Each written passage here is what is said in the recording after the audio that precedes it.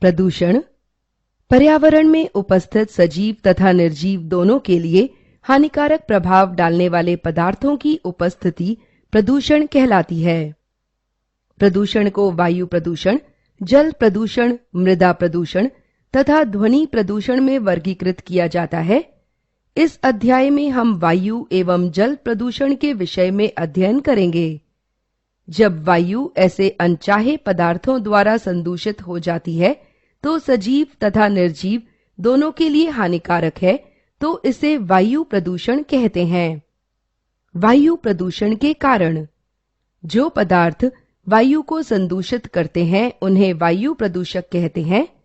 कभी कभी ऐसे पदार्थ हमारे प्राकृतिक स्रोतों से आते हैं, जैसे वनाग्नि अथवा ज्वालामुखी उद्गार से उत्पन्न धुआं तथा धूल। ये कार्बन मोनोऑक्साइड, नाइट्रोजन के ऑक्साइड, धुआं, धूल एवं विभिन्न प्रकार की विषैली गैसें मुक्त करते हैं, जिसके कारण वायु प्रदूषण होता है और यह मानव स्वास्थ्य के लिए हानिकारक होता है।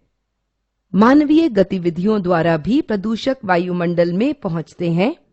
वायु प्रदूषकों के स्रोत कारखाने, ऊर्जा गृह, मोटर वाहनों के धुएं तथा लकड़ी एवं उपलों का जलना है।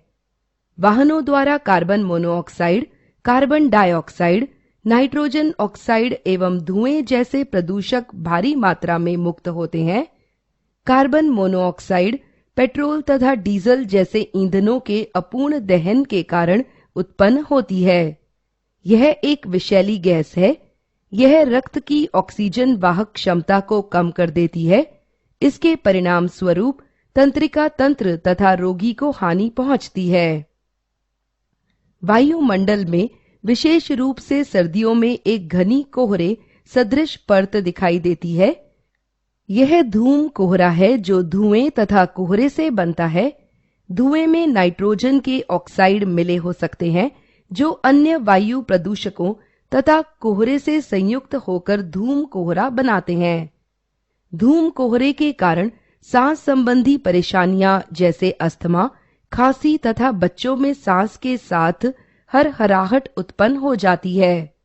वायु प्रदूषण के लिए अनेक उद्योग भी उत्तरदायी हैं।